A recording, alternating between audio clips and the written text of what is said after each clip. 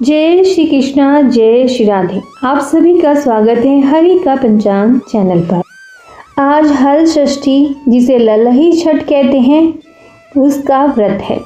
इसे चंदन छठ भी कहा जाता है और ललही छठ भी कहा जाता है, क्योंकि इस दिन माता ललिता देवी का पूजन अर्चन होता है। सुहागवती स्त्रियां इसे अचल सुहाग और पुत्र के लिए करती हैं। इस दिन हल मूसलधारी बलराम जी का जन्म हुआ था, इसी से इसका नाम हल षष्ठी पड़ गया। बलराम जी हल मूसल धारण किए रहते थे और युद्ध भी इन्हीं के द्वारा करते थे, इसी से बलराम को हलधर भी कहते हैं। इस दिन स्त्रियां सिर से स्नान कर आंगन पीली और गोबर से लीप करके एक जल कुंड बनाती हैं। उसमें बेल पताशे और गुलर की टहनियां गाड़कर ललिता देवी की पूजा करती हैं। पूजा में 7 अनाज, गेहूं, बाजरा, चना, मक्का, अरहर, जवार या मूंग, मोटा आदि का भुना लावा चढ़ाती हैं। हल्दी से रंगा वस्त्र और कंकु, चावल, मेहंदी, काजल आदि सुहाग की सामग्री चढ़ाकर पूजा करती हैं। इसके पश्चात मन ही मन इस मंत्र से प्रार्थना करती हैं।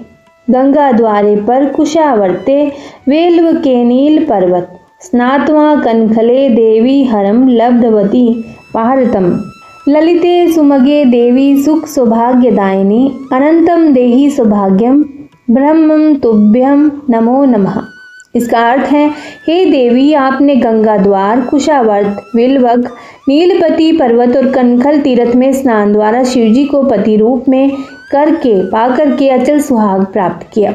उसी प्रकार हे सुख सौभाग्य देने वाली ललिता देवी, आप हमें अचल सुहाग और सुख सौभाग्य दें। और पल्लू हाथ में लेकर देवी को प्रणाम करती हैं। हल षष्ठी व्रत में शिव परिवार अर्थात शिव जी, माता पार्वती, सिद्धि बुद्धि सहित गणेश जी, स्वामी कार्तिकेय और इनके अलावा भगवान श्री कृष्ण और बलराम जी तथा हल षष्ठी माता की विशेष पूजा होती है। तो आज इस वीडियो में आप सुनेंगे हल षष्ठी व्रत की प्रमुख कहानियाँ। तो आइए आरंभ करते हैं पहली कथा। जय श्री गणेश। एक गुजरी गर्भवती थी। उसे प्रसव पीड़ा होने लगी तो उसने सोचा प्रसव से पहले ही दूध दही बेच देना ठीक रहेगा। प्रसव के पश्चात तो इन्हें बेच नहीं पाऊंगी, सो व्यर्थ ही नुकसान हो जाएगा। ऐसा विचार आते ही दूध दही की मटकियां उठाकर बेचने चल दी। राह में उसे दर्द हो गया और लघु शंका के लिए एक बनबेरी की ओट में बैठी तो वहीं उसके पुत्र पैदा हो गया। दूध दही बेचने की चिंता से पुत्र को वहीं छोड़ समीप के गांव में पहुंची।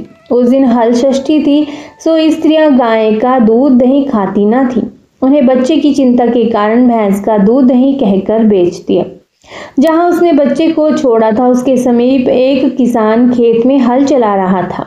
अचानक बैल भड़क गए, जिससे हल का मुंह बच्चे के पेट में घुस गया और बच्चा मर गया। यह देखकर किसान बहुत दुखी हुआ, किंतु अब कर भी क्या सकता है। उसने बेरी के कांटों से पेट सिलकर बच्चे को यथास्थान छोड़ दिया।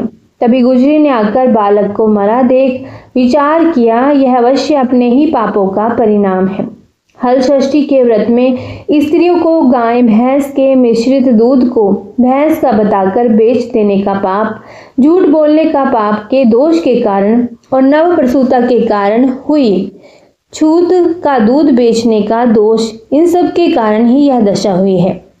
अब इस पाप के प्रायश्चित के लिए गांव में चलकर मुझे उन स्त्रियों को सत्य बात बतानी चाहिए और क्षमा भी मांगनी चाहिए। ऐसा निश्चय कर वह गांव में गई और उसने अपनी गलती स्वीकार करके उन स्त्रियों को बताया कि गाय भैंस के मिश्रित दूध को केवल भैंस का दूध बताकर बेचने से मेरे नवजात पुत्र की मृत्यु हो गई है।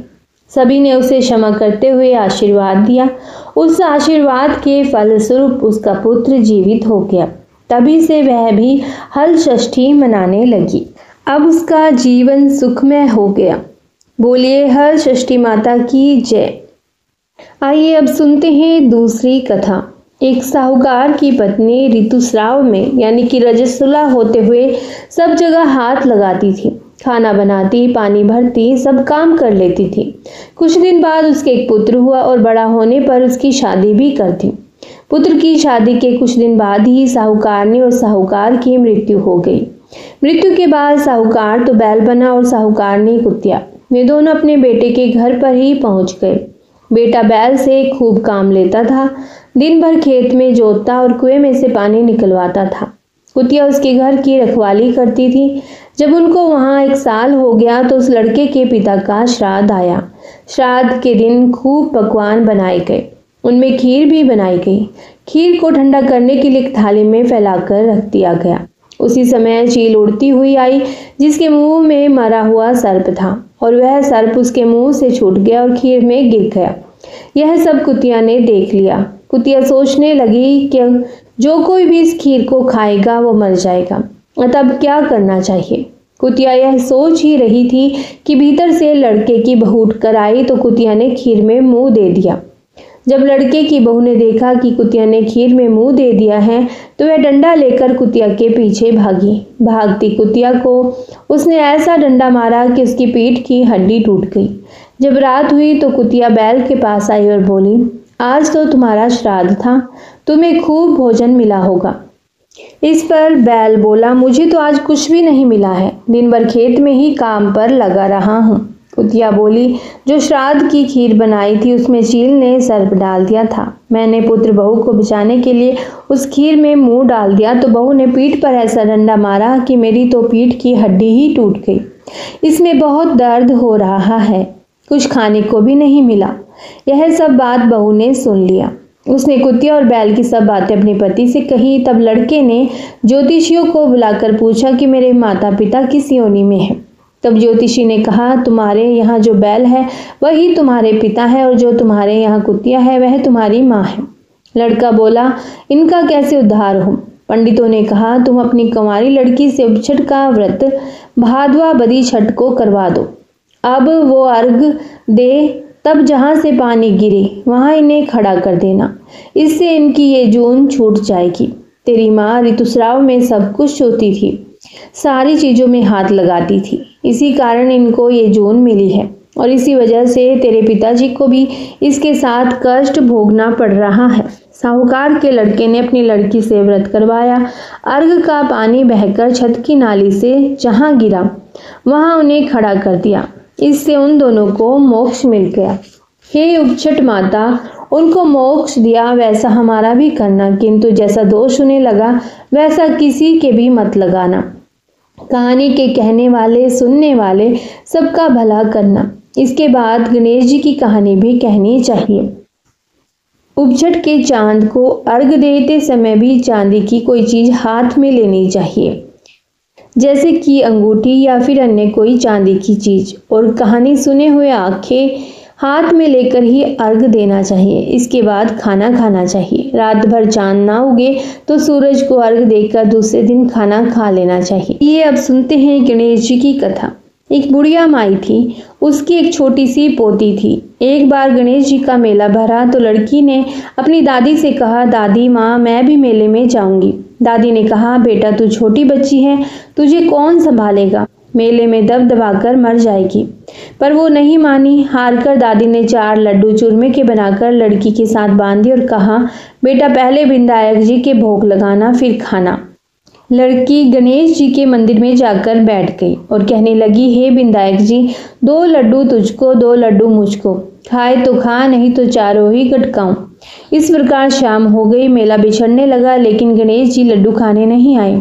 लड़की ने फिर गणेश जी से करुणा में पुकार की, आप लड्डू खा लो तो मैं अपने घर जाऊं, मेरी दादी मेरी राह देख रही होगी। विनायक जी लड़की की प्रार्थना से प्रभावित हो बोले, ला बच्ची, लड्डू खिला दे। लड़की ने गणेश जी को अपने हाथों से लड्डू खिलाया। तब गणेश जी ने कहा, लड़की कुछ मांग ले। लड़की ने कहा, मुझे तो मांगना ही नहीं आता। गणेश जी ने कहा, कुछ भी मांग ले। लड़की ने कहा, ठीक है, दीजिए।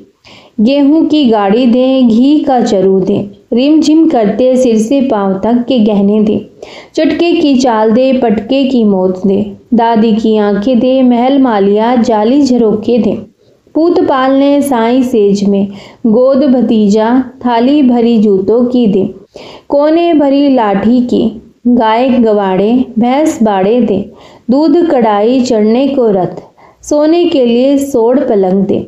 गणेश जी ने कहा, बाई तू तो कह रही थी कि तुझे मांगना ही नहीं आता, दुनिया भर का सुख मांग लिया तूने तो। लड़की ने कहा, देव तो इतना ही दो, नहीं तो कुछ मत दो। गणेश जी ने कहा, आंखें बंद कर, लड़की ने आंखें बंद की तो वैसा ही हो गया। इधर दादी चिंता कर रही थी। मेले में जाकर आने वालों से पूछ रही थी कि मेरी पोती को देखा था क्या, लेकिन किसी ने हाँ नहीं भरी। रात होने को आई और वो अब तक नहीं आई। अगर उसे कुछ हुआ तो मैं छत पर चढ़कर मर जाऊंगी। तभी लोगों ने कहा, बुढ़िया देख, तेरी लड़की रथ पर चढ़ी रिमझिम करती चली आ रही है। तभी उसकी दादी की आंखों में रोशनी भी आ गई। उसने अपनी पोती से पूछा, यह सब कैसे हुआ? लड़की ने कहा, गणेश जी टूटे हैं। हे गणेश जी, उस लड़की को टूटे जैसे वैसे ही हम पर भी कृपा बरसाना। जय श्री गणेश।